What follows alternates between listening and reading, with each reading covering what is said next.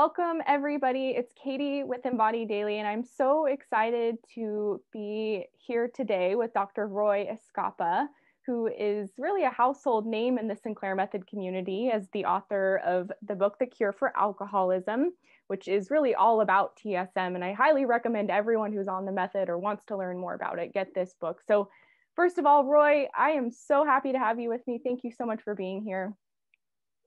Well, it's my pleasure.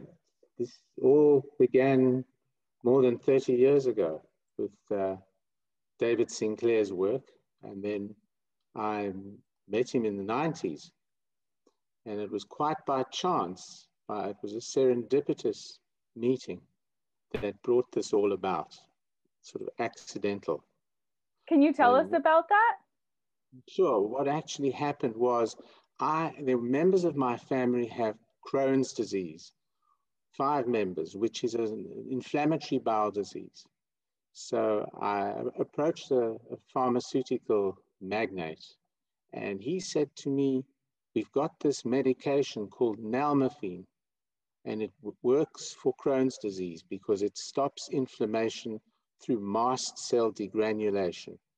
I said, really? He said, sure, you can call Dr. Sherman at this company, IVAX, in Florida. And IVAX had rights to Naltrexone, and Dr. Sherman was very friendly, and he sent me a rationale, and I took it to physicians in London where my family were being treated, and the physicians poo-pooed it and said, it's not going to work.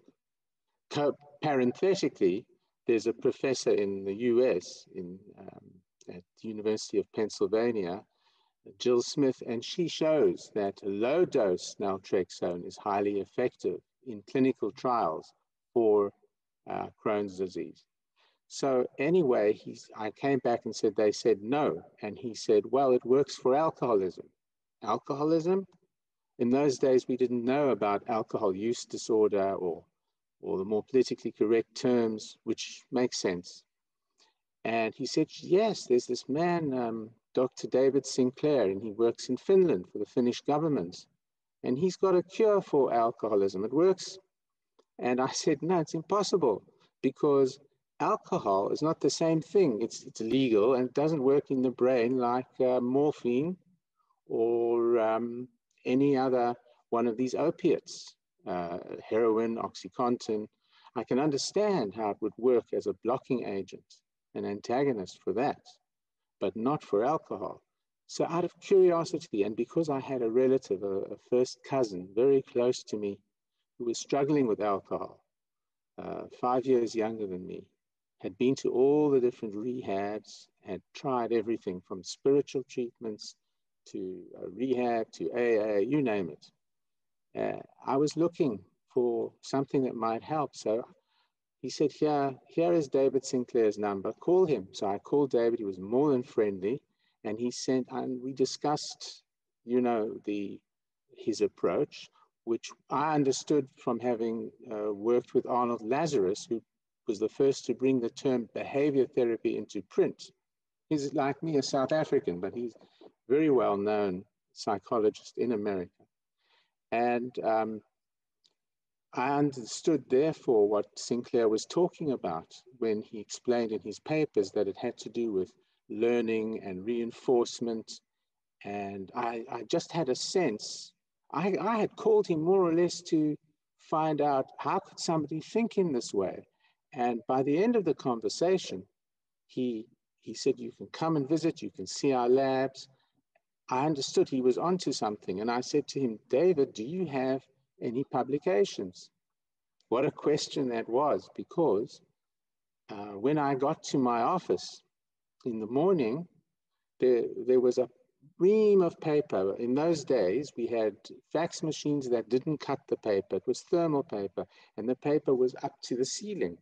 So I took it down and I cut it one by one with the scissors, and I started reading his different publications. And I said, he's got something here. Within 2 weeks, I was in his lab. And this lab was located in a building designed to receive all alcohol products that were coming into the country, like beers and wines, for example, and the vodka, Finlandia, and whatever else they were exporting through this actual building where there were executives who sold the alcohol and made sure that it was taxed. And the top 2 floors were dedicated to laboratories with medical doctors, and the very top floor, it had the research being done with rats.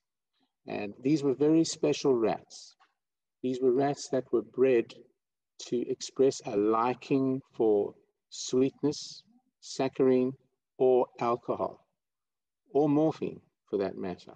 And then you had another group of them who were resistant. These were resistant. They never took to the saccharine drinking. They never took to alcohol. So that's why Sinclair went to Finland in the first place, because there were only 2 countries that had these particular strains. One was Chile, which didn't have any money and wasn't stable politically, and the other, Finland, very stable. And the Finns had, through an act of parliament, passed a law saying, we are going to support and fund research, unlimited research, to reduce the harm done by alcohol. And if possible, Dr. Sinclair, this was his brief, find a cure. And Sinclair, no question, is a genius, was a genius. And he's still with us in some way, in spirit.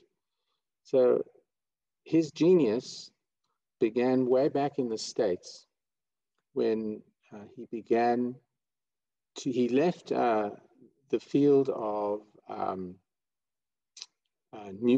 physics, of quantum mechanics. It didn't work for him. So he went to study the brain, and his first place was in Cincinnati.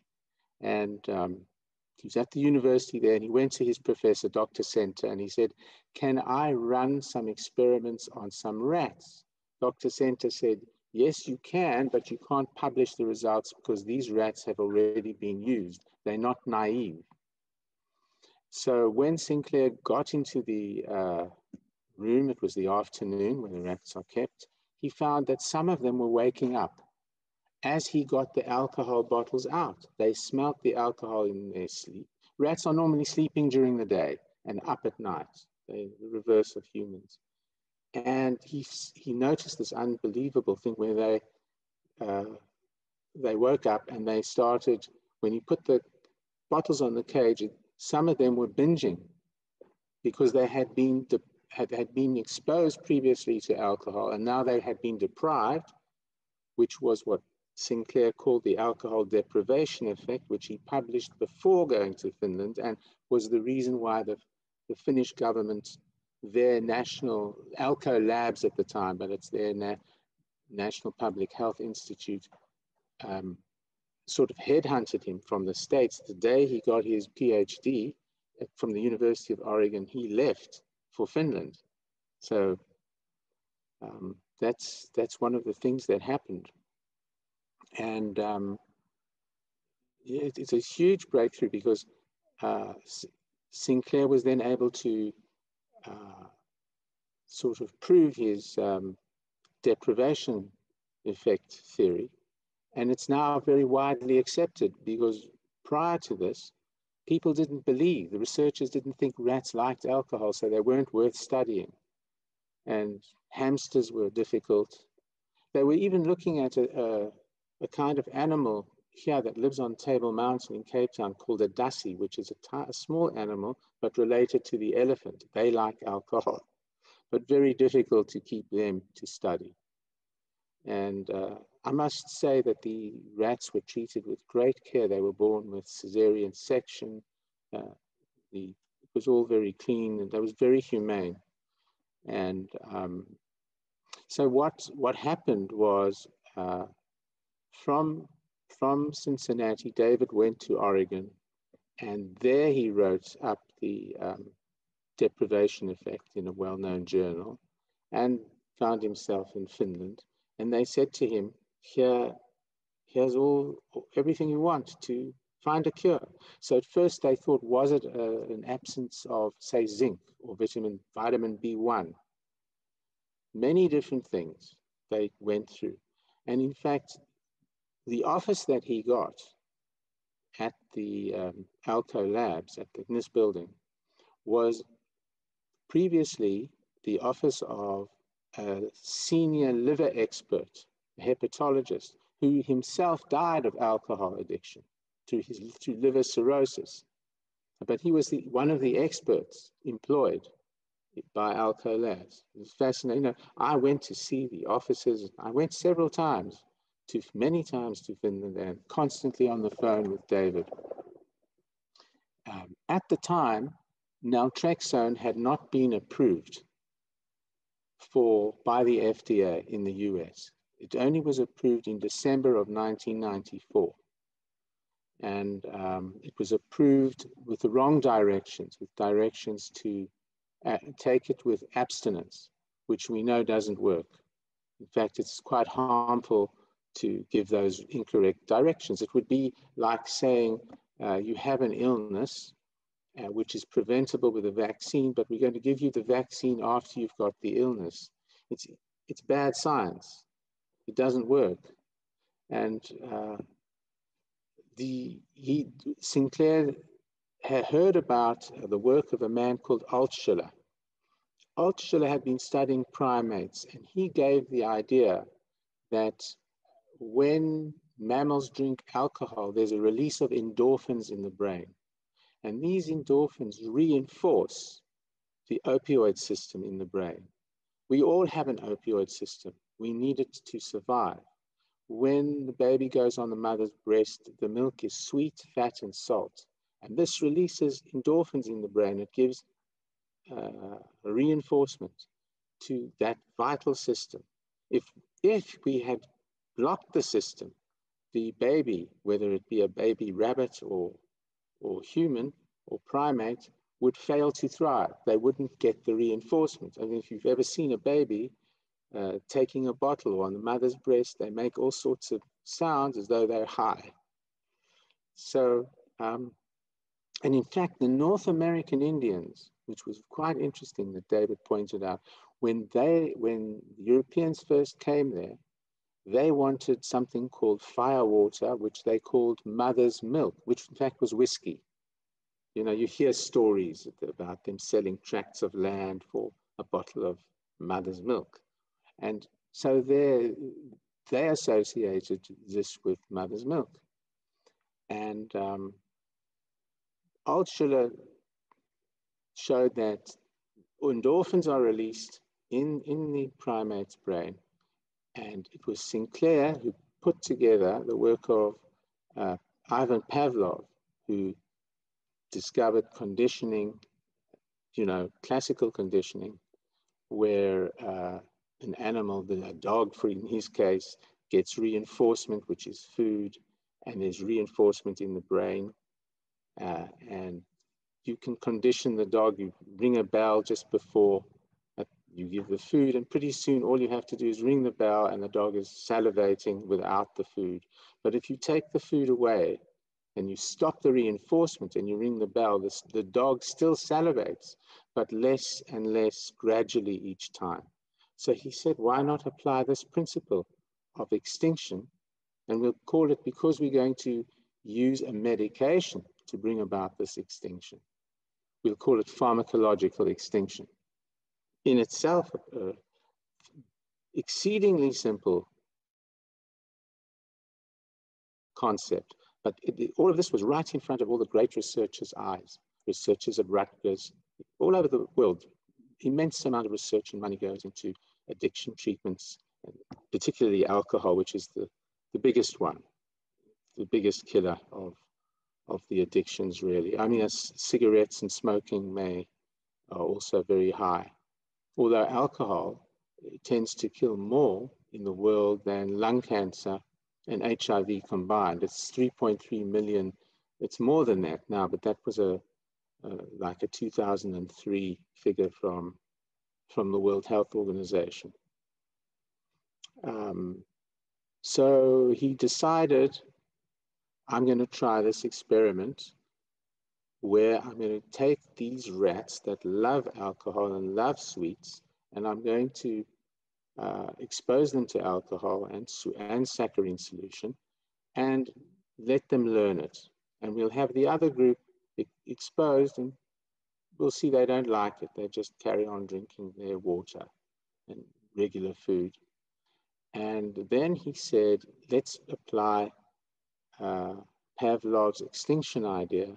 And what we're going to do is use an opioid antagonist. So in that case, they used naloxone, very similar to nalmefene and naltrexone, but shorter acting. And they did these experiments in all the possible permutations. They did it by injecting the animals or by giving it to them in chocolate paste.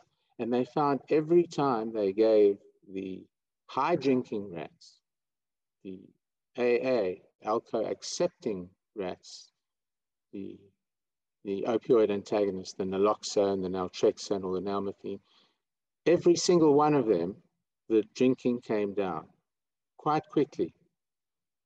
They have smaller brains than humans, and they could relearn it. If you stopped giving them the medication and you exposed them to the alcohol, they would carry on, they would relearn the addiction. So you could cure them, but they could relearn it if they weren't protected with naltrexone, nalmefene, or naloxone. And it was a massive breakthrough, and then to get from the lab into society, from these rats to humans, is very unusual for scientists to actually see it happen in their lifetime. And he did. We worked on it from the late 80s until 1994. Big hurrah. It was DuPont who brought out the brand name Revere, which is naltrexone for alcohol, but with the wrong direction. So it failed. People were told, take this medication. In fact, there was a study done in before 2000, and it was done at Yale by Crystal et al. Take this medicine, do not drink, go to AA. And it was found that those patients were not successful. So they concluded that naltrexone doesn't work. Of course it doesn't work. It doesn't work if you use it in the incorrect way. However, in certain studies, also with heroin by a group run under Renault, they found that in heroin, case of heroin users, those heroin users who were given directions to take naltrexone and not use were not successful, but those who disobeyed the instructions and went and used anyway, they brought about extinction in their addiction to heroin. So these principles could be applied to humans, but how do you do it in a practical way? And there are so many problems. You get, most people think of going to a rehab and going for an inpatient treatment or going to AA meetings, that it's such a hard thing to do. And it's obvious. Sinclair was very keen on reminding people that when Europeans got to Central and South America, they didn't have the wheel in use for, it's an obvious thing to have. So it's so obvious to block this, the endorphins released by alcohol in the brain with naloxone or nalmefene or naltrexone, particularly nalmefene and naltrexone because they're longer lasting in humans. And then as the patient drinks, each time they drink, the learned addiction weakens, ever so slightly, it weakens. And patients proceed at different rates. And we can also see the raw data. As Sinclair said when he did his presentations, we don't show raw data normally of individual subjects, but he showed it in rats, how fast each one or how slowly each one reduced their drinking. So you had them going fast like this, some slower, but they all went down. Occasionally, you sometimes saw one go up first and then down. And the same pattern showed with the first 20 human subjects that they used. So how are rats different than humans with regards to this? Because I know, like you said, like the rats have smaller brains, so maybe the extinction happens faster. But I know you gave me an example of how Sinclair mentioned, like, he really worked with rats. He didn't work with humans. They were more complex. So can you talk a little bit about that? Well, in the end, he did work with humans, big human trials.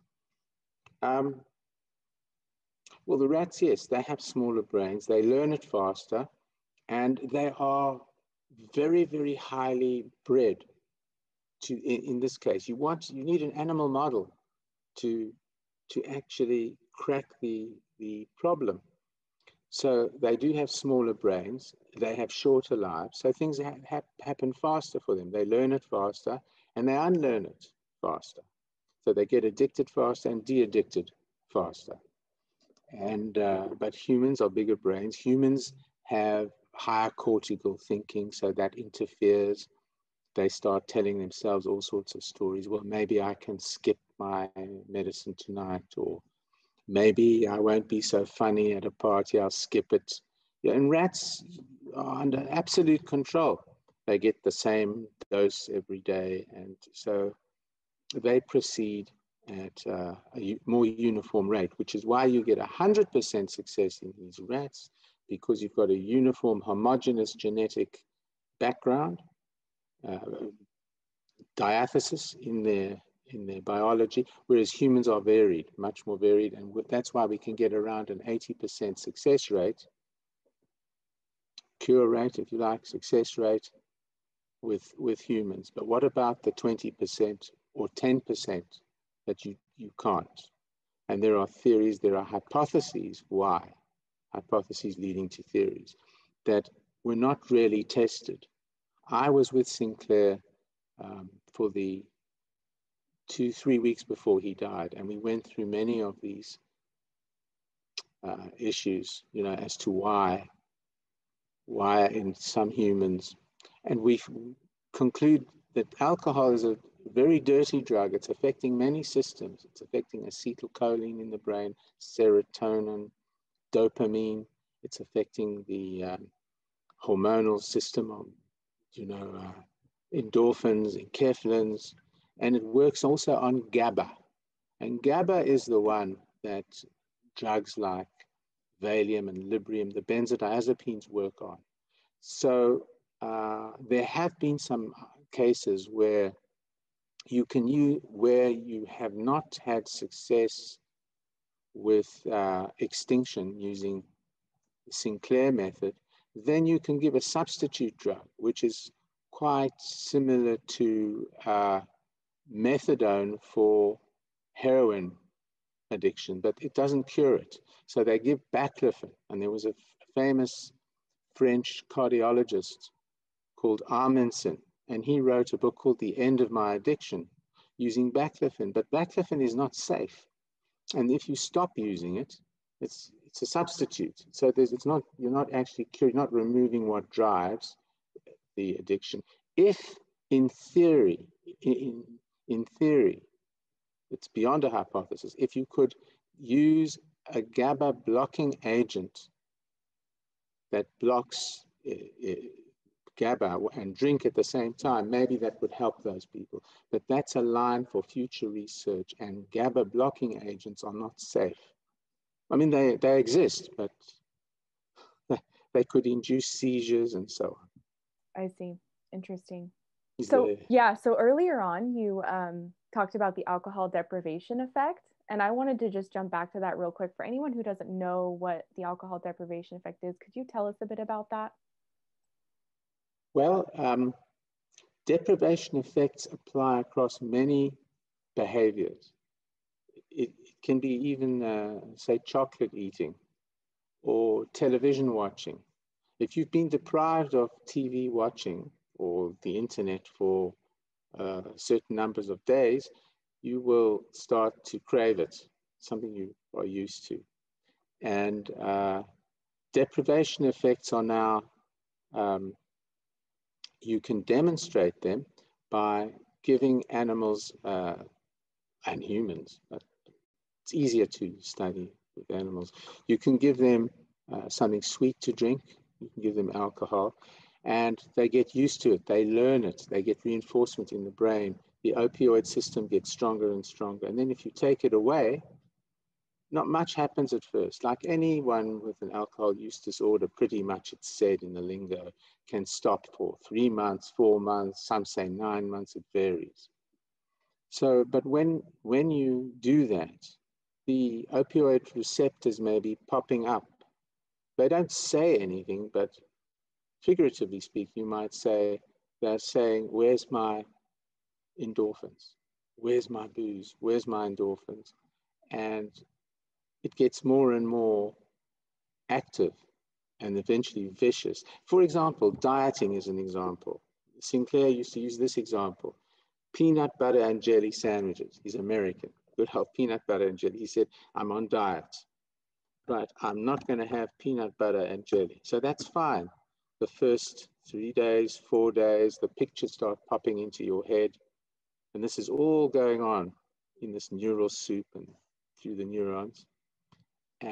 But by the 27th time that pictures come into your head, you say, to hell with it, and you relapse. You go and make a whole big of peanut butter and jelly and butter and whatever. So that's one example of a deprivation effect. But the one sandwich is not going to kill you. But being obese, as we know now during the times of COVID, obese, I've just lost a friend who was very overweight to the whole COVID thing. We were at school together in Geneva. It was very sad. So, yeah.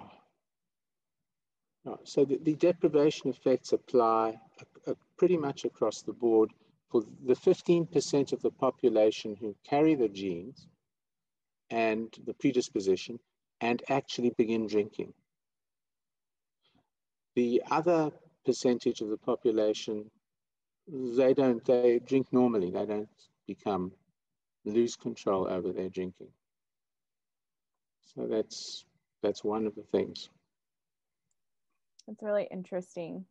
And for the people who, because earlier you mentioned how, the rats are in the controlled environment and they're getting their daily dose of naltrexone or whichever form they're on. And so it can work more quickly for them in some cases than humans. And so for humans and the ones that really struggle with this method, who are part of maybe that 10 to 20% it won't work for, what would you say are the biggest obstacles they face? Because in my experience working with people, I do see, alcohol is obviously a coping mechanism. It's a habit. And so when someone isn't really ready to change how they view alcohol and what it means in their life, and they're still turning to it every night because they're stressed at their job, or, they open wine every night and watch a movie and it's a habit they need to break, even though the naltrexone is working for them.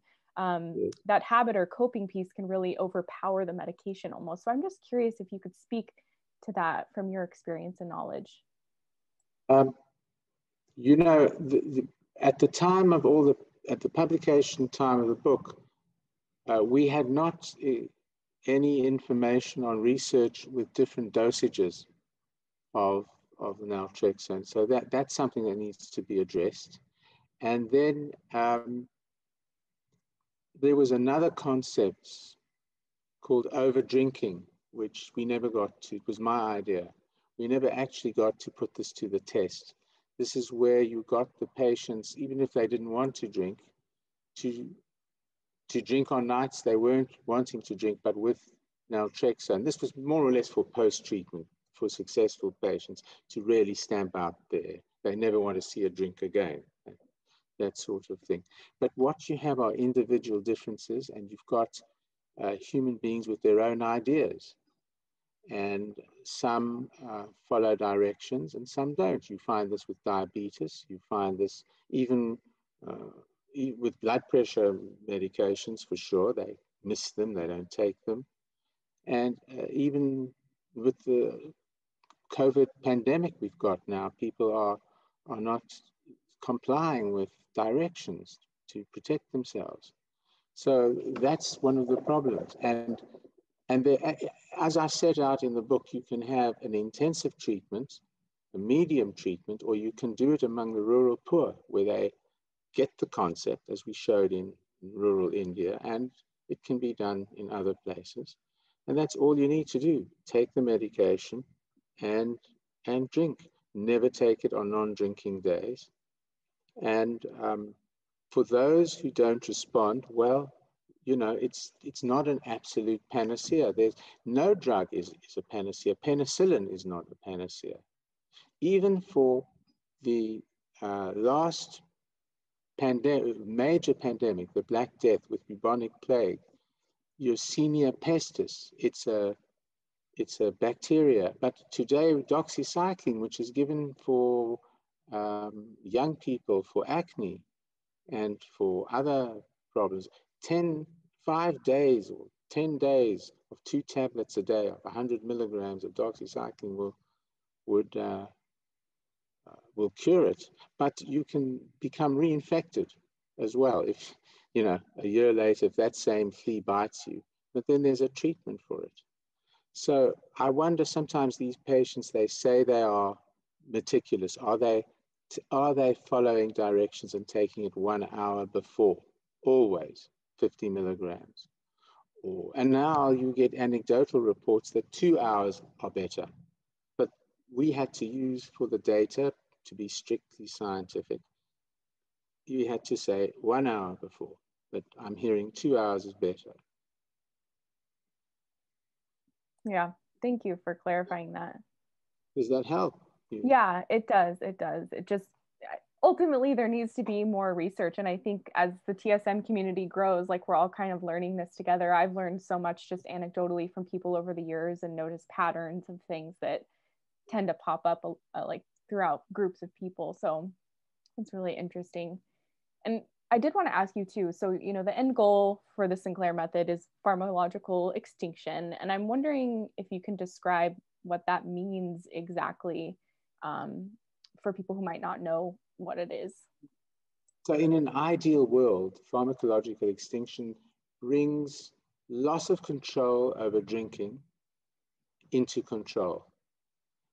That means the patient, the person, the individual can choose to abstain because they can easily. The biology of their addiction has been fixed. Up until now, there has been no way to reduce the opioid superhighways in the brain. And this was all tested in Sinclair's lab very carefully, looking at the brain. And this allows you to actually cut back gradually the superhighways so that they are normal highways, more or less restoring the brain to its pre-addicted state. It's like when the person was a kid of 14 or 15. Of course, they can relearn quickly if they stop using the protection of the medication, of the safe opioid antagonist. Naltrexone, better than nalmefene, fewer side effects, we find.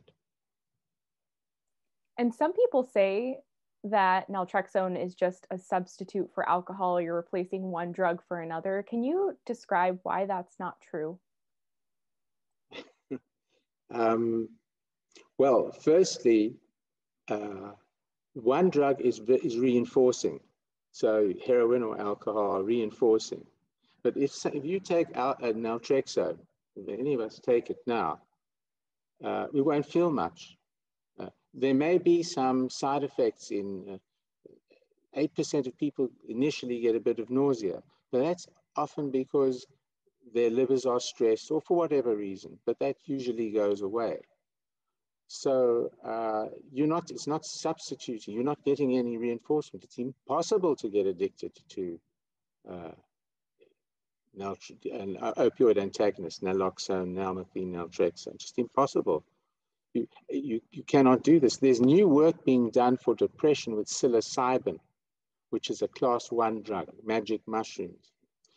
This is helping for end-of-life fear. They're doing it at NYU and at Johns Hopkins. They're doing it at Imperial College in London and in many places for depression.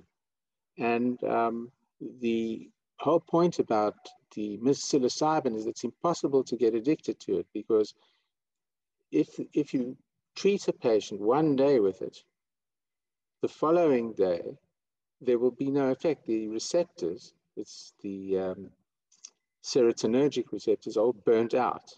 So you have to wait a week for it to recover.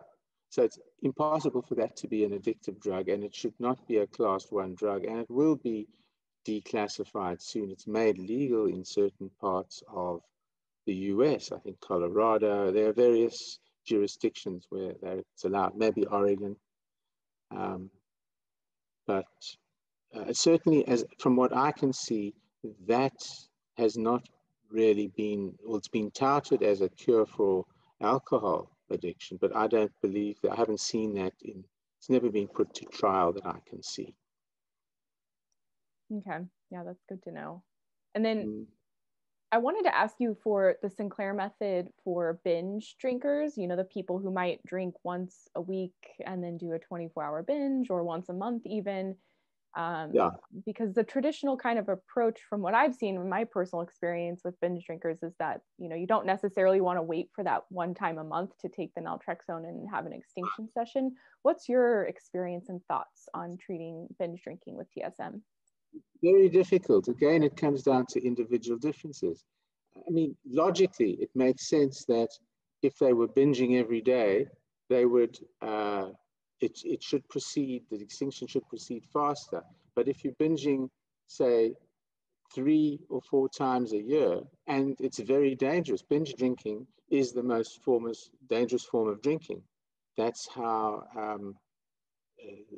Senator McGovern in America was running for president at the time of Nixon. His daughter, who died of the cold in the Midwest, she tried all the different rehabs, and he wrote a book about her. She died of cold, frozen to death in the Midwest. Yeah, it's very sad, the lack of knowledge. So she was a binge drinker. So what happens is you get patients who try to abstain, and you can have people who are 10, 20, even 30 years abstaining through AA, and they've got all their medals and stars, and hats off to them if they can do it. They don't need the Sinclair method. But you do hear of patients, of people going to these treatments, and what happens is they have one drink and it sets off the whole system is still in the brain, all the software, the pathways are still there, they get reinforcement and they lose control and they can die.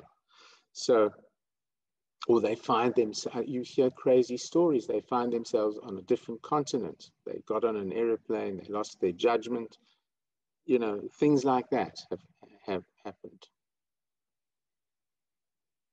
And so as far as the protocol addressing binge drinking, would you say, like, I've heard some TSM doctors say more frequent drinking sessions, so you're not just waiting for that once in a blue moon binge to kind of, like you said early on, kind of like having those repeated extinction sessions just to kind of set that foundation? Or what would you say? I would say in this case, you do need attention. This is not a home treatment, because binge drinking, we should put that in the book. We could only do so much at the time, but it's an upgrade. It needs an upgrade. This needs careful medical attention, like heroin addiction. You're not a heroin addict and take naltrexone every day. You need to be watched and you need intensive medical care. But for the majority of people, it's quite simple and straightforward. They don't need that. And the straightforward protocol of naltrexone, 50 milligrams, 1 hour before a drinking session is the way to go. If somebody begins in the morning drinking, and they find themselves, say they started at 9 in the morning, they find 12 hours later at 9 at night they're drinking, they should take another dose because the half-life of naltrexone might not be covering them. They may still be getting reinforcement from the release of endorphins. So each physician, each doctor, each TSM counselor needs to work with those particular patients who are having difficulty with binge drinking. In fact, that could be a whole new chapter. It should be in the book. Maybe you care to do one on an upgraded version.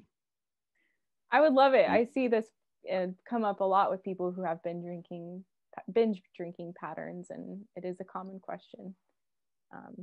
So then on the flip side of that, what about alcohol-free days? Because I know in the book you talk about, the importance of even stacking 2 alcohol-free days together in a row. How important are they on the method? And, should someone, try to force them, or should they allow them to come more naturally? Or what's your thoughts on that? Yes, each person's different again. I think it's a good goal to aim for because one, it helps the body and the liver to recover, and 2, it consolidates the extinction. During rest, that's when the brain learns. So it's going to unlearn. This just makes sense. So I think that was one of the reasons David liked those days off drinking.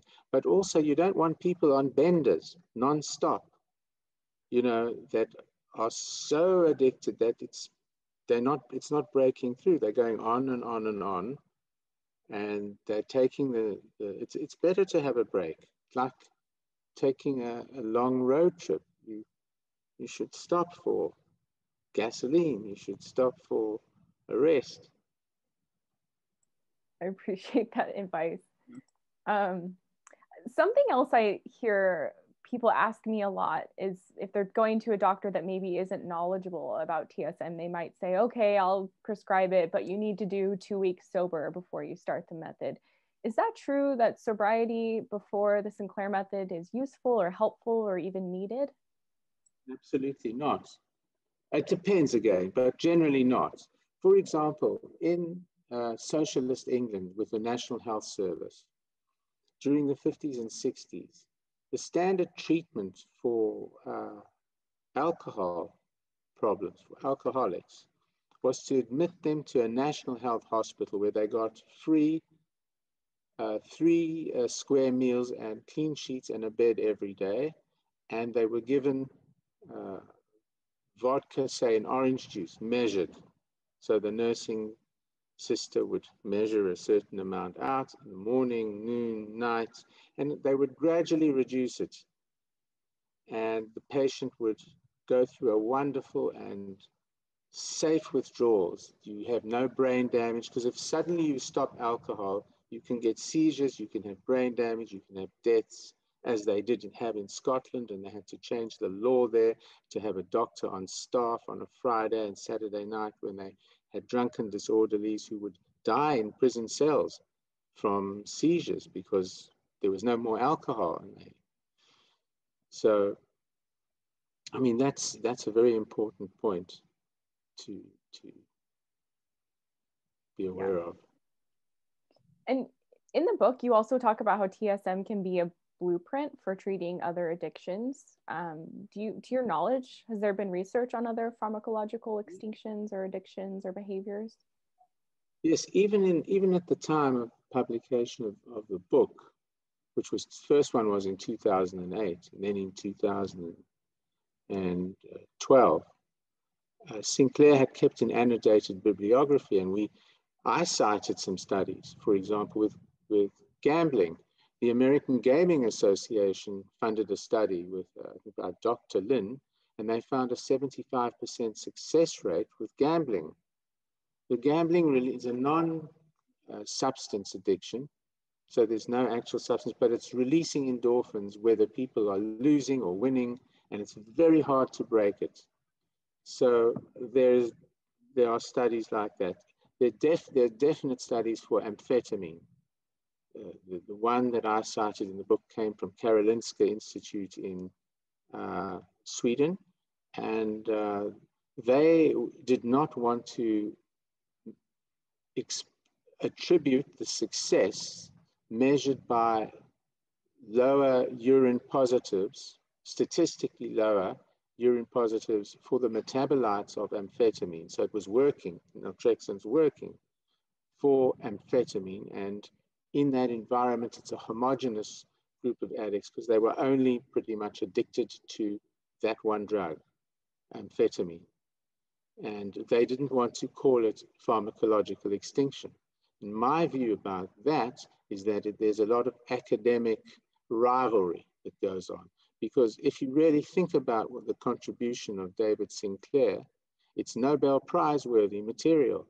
Firstly, the deprivation effect, and secondly, pharmacological extinction. In fact, Pavlov got the Nobel Prize, but to nobody else thought to meld these two things together. And you can save thousands of lives. It's not just the 3.3 million that die. It's what happens with crime. Women and children are beaten up.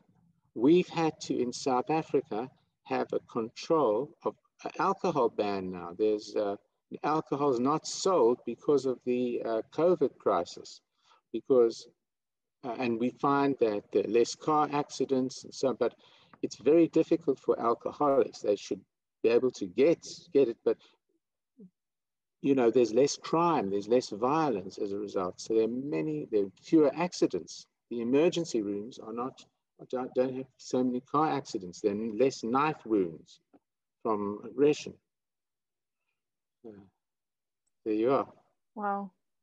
Well, so I have 3 more questions for you just to wrap up. The first one is why, you said he's deserving of the Nobel Prize. I absolutely agree. This information is life-saving. And I know personally, and I've seen it with countless others as well. So why isn't the Sinclair method more well-known? Well, I wrote a whole chapter. I didn't want to do it because I thought the book was done. But Glenn Yeffeth of Ben Bella Books and David insisted that I do it. So I sat down and I thought, why? And it's a whole chapter called Why Haven't I Heard About the Sinclair Method? And I outlined several things, but just off the top of my head, the first thing is that there is no way really to profit from it in a big way. The medication is inexpensive, it's generic. There may be 10 or 12 manufacturers. I know there are 2 in India, there are several in the US.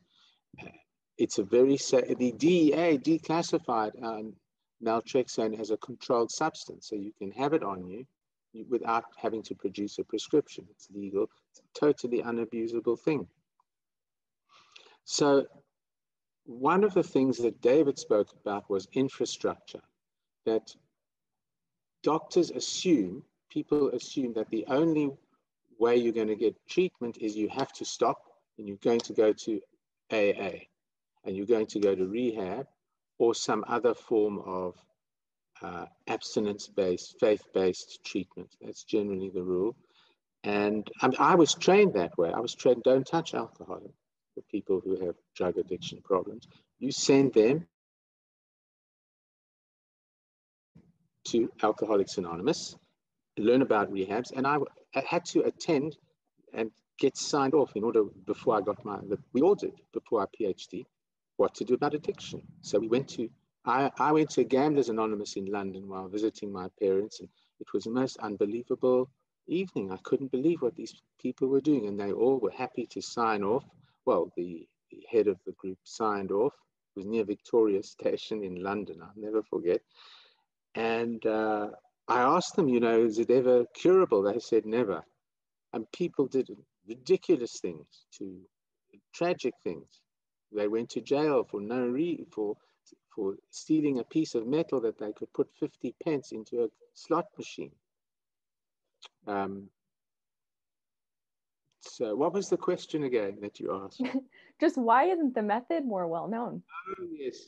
So you have this infrastructure. It's very hard to get an oil tanker to turn around. That was my image. So it takes a long time to get this whole infrastructure change. And then, of course, no profit.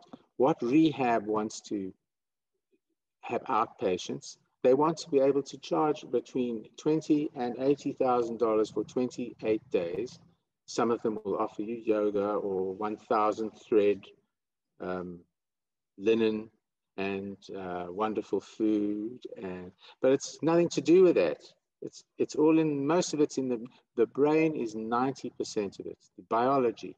Now, it is not only the brain.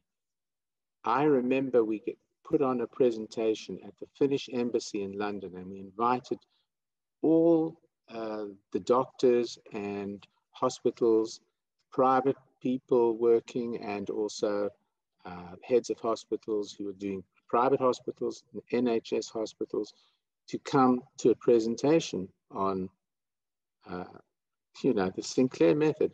And for them, the whole concept of allowing or instructing people with alcohol use disorder to carry on drinking, in fact, that is their medicine. The naltrexone and the drink together, that's your medicine. It's counterintuitive. And that's why we lost my cousin, because he died in December of 95. And the medication was approved in December of 94. But he'd had a car accident and he was on opiate painkillers. And therefore, we couldn't start until June. And then his parents were very skeptical of having him drink again with the medicine. And it was 6 months now. So he was dead a year later, December of 95, age 35. Tragic. And he, there are many ways that they die. Many of the people who die from alcohol problems, it's never diagnosed. He died of asphyxiation. He threw up a sandwich, breathed it in, choked. That's how he died.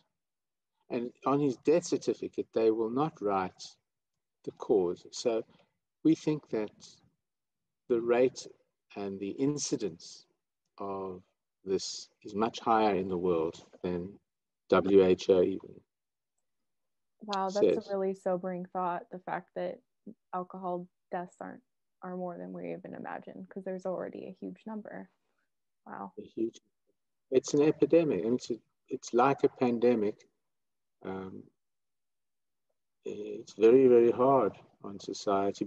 But now there's something that in a humane, compassionate way, based on science, can help. And one of the things at that presentation that was given in London at the Finnish, it was actually at the Finnish ambassador's house. One of the things is that they got up, David got up and he said, this problem is a psychosocial, it's a biopsychosocial problem. So it's biology, psychology, social. So if you're coming from a background, the social, if you're coming from a background where there's a lot of drinking going on, like for in the north of England, and people are not employed, you can have a bit more of a problem, because some of us have more, some humans have just a little bit of the genetic predisposition, but that will get reinforced more readily. And so the social environment, the peer pressure. For example, one of the good things about this treatment is how you can prevent. Prevention was a big thing in TSM. If you know that you have family members who have had a problem with compulsive behavior, particularly drinking, and kid is going off to college, you say, look, your uncle had this problem, or your father had it, even grandfather. If you go out, there's going to be peer pressure to drink. You may be in the 15%. Well, all you need to do is take this medication 1 hour before drinking, and you won't learn the addiction. You cannot learn the addiction this way. It will protect you as a prophylactic. So that's an important point. And I think there will come a time when there will be home testing for if people are carrying the genes. I know UCLA was doing research on that to see if there's a particular gene. And then you would be able to know, I'm potentially can learn this addiction if I start drinking. Wow. So what advice do you have for family members? Like, what happened with your cousin where they didn't want him to keep drinking? That's obviously still happening today, where it just doesn't make sense to family members, this whole method, and to keep drinking. What advice would you give to them if their loved one's struggling? It's very difficult to convince people who have set ideas. It's extremely difficult to change beliefs, and because it's counterintuitive. But the best thing you can do is say, look at the science. You can show, for example, stories. I have here, there are 2 chapters. This is Claudia Christian's book. It's Journeys, and there are lots of stories in here. I haven't read all of it, but Beth's, and they all get there in different ways, but they're all using the core of it, which is naltrexone plus drinking equals cure. Naltrexone plus abstinence failure equals success. We would rather use the term success. Yeah. Wonderful. And the last thing is, just what advice do you have for people who are, interested in learning about the Sinclair method, whether it's for themselves or for someone else, or whether they're on it and just learning more about it? What kind of, golden rules or general advice do you have for people? Well, I think inform yourself of the science. Read the literature. This book, The Cure for Alcoholism, the medically proven way to eliminate alcohol addiction. We covered as lot of the science as possible up until 2008 in the annotated bibliography to 2012, but there's a lot more out there. And you need to find out about from other individuals. Just inform yourself, learn about it, see what the science says. See what the science says about the other treatments up until now. NIAAA, NIDA, NIH, the National Health, the World Health Organization, they all say that traditional treatments will fail at least 85% of the time, which means the person will be relapsed back to dangerous and heavy drinking within a year. That's not to say that if someone has done well with a traditional treatment, or a spiritual treatment, or a traditional treatment, such as Alcoholics Anonymous or the standard Minnesota model, that is giving them, we're not duping them into thinking that's a reason to start drinking again. They're doing well. But if they relapse, here's something that can be compassionate, cost-effective, without a revolving door of having to come back for treatment. And it helps the majority. There's nothing is going to help. There's no such thing as a real panacea. Now there's ivermectin is being spoken about for COVID. Well, there is data on it. It will help some people, but it's not necessarily, we don't know yet if it's a panacea. So the same thing, we do know now that naltrexone is not a panacea for everybody, but for some, it's magic. It's for Claudia and many others in this book. For you, it has helped. It's wonderful. Yeah, and it did feel like magic when I was like, oh my God. So. Well, I want to thank you so much, Roy. Is there anything else you want to share or say, or anything else you want to, before we wrap up for today? I was recently approached by someone, I don't remember who, to do 2 books, to take this one, The Cure for Alcoholism, and do one for scientists, for doctors, for psychiatrists, people working in the area of addiction medicine, and the other one more for the average person in need. So that's one idea. If anyone wants to do dissertations, approach me. I have some ideas on how you can extend studies. There may be master's level students going on to PhDs who want to do it. I'm here. You can contact me. Oh, that would be amazing to pass the torch and continue the research, and having something that speaks to doctors, because I know so many are busy, and like you said, they're kind of not really equipped to treat addiction. So I just see time and time again where doctors are kind of like, no, go to AA. So if they can get more knowledge that speaks to them, that would be amazing. Well, one of the things that I came across in the States was that many people did not want to let their medical records out because they might show that they're on naltrexone. And then when they apply for a job, the employer says, why? And they look it up and they see, oh, heroin, they see alcohol. So many are doing it on their own, and they're ordering naltrexone online, and the DEA declassified it as a controlled substance. And of course, doctors don't want this. They lose income, and it's probably better to be supervised if you can. But that's one way people are doing it. I certainly would prefer the supervision of some level. Some need their hands held more than others, and some much less. So the thing is that there is strong data for it. There's really, really strong data. It's well over 120 studies.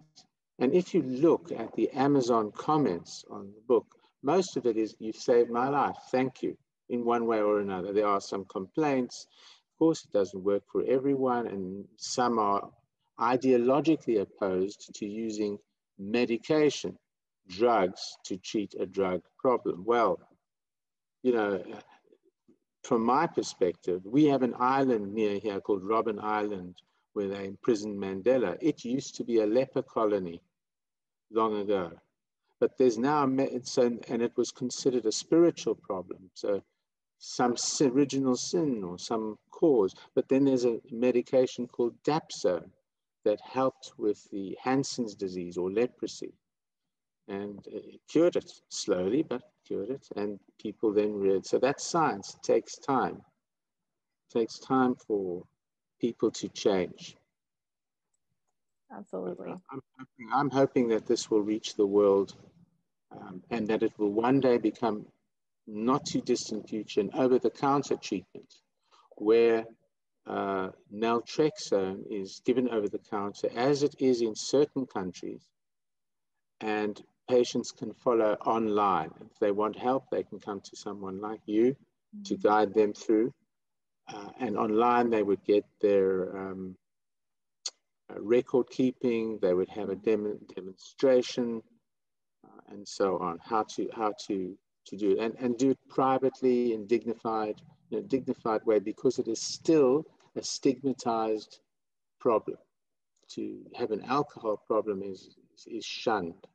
It's and it oughtn't to be, because really it's just pretty much an illness, a condition like diabetes or high blood pressure, for which there is treatment, medically proven treatment. I just wanted to ask, you mentioned it's over the counter in some countries. Do you know off the top of your head which countries those are? Okay. I last heard Spain and Portugal, but now I've heard Spain is not doing it.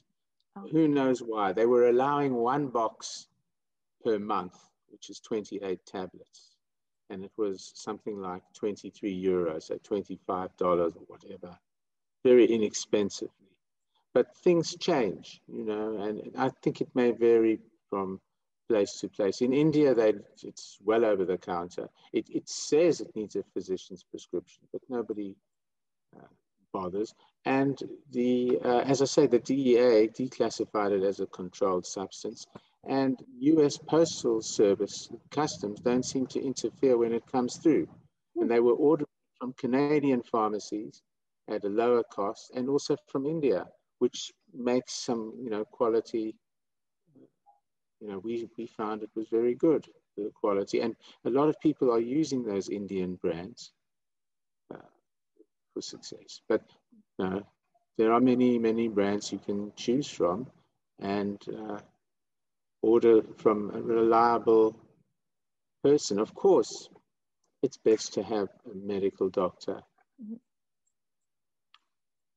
in charge, guiding you. But there are many reasons why people have to resort to going underground. Yep. Well, it was so awesome to have a chance to speak with you. Like I have so much admiration and respect for you and the work you've done and information in the book. And I want to thank you so much for taking time to speak with me. Oh, and I want to thank you for being one of our angels to help spread the word. You've learned a lot. You probably clinically know more than me with the people you're in many areas. Yeah, I am only approached now for the very difficult cases. That's good. I'm happy. I will advise anyone on this. It's like a life's calling. Yeah, it's been a wonderful thing to be able to do, to contribute to the world. And just as Glenn Yeffeth of Ben Bella Books, who agreed to publish this book because there were 50 rejections, he said it will grow at far grassroots level. No one believed it. No one believed it. My agent didn't believe. He thought I'd made up the Wikipedia on the Sinclair Method. But eventually they believed it, and you are actually what Glenn predicted would happen, grassroots. And I think I heard that Hazelden was using it, some of these big organizations. So, wow. But if they've got to use it in the right way, without this abstinence, enforced abstinence. It won't work that way, and it's malpractice. And the malpractice should be pursued if people are directed to use it that way, because that's not what the science shows. I can't tell you.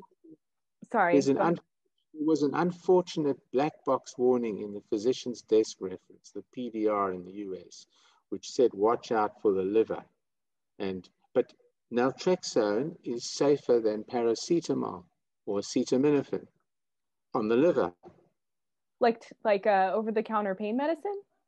Yes. Wow. Yes, you can knock out a liver with paracetamol or acetaminophen, quite easily.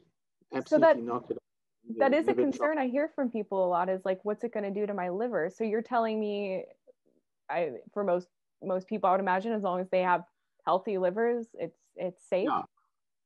Yeah. The maximum dose is 300 milligrams a day. So there's that's 6 tablets.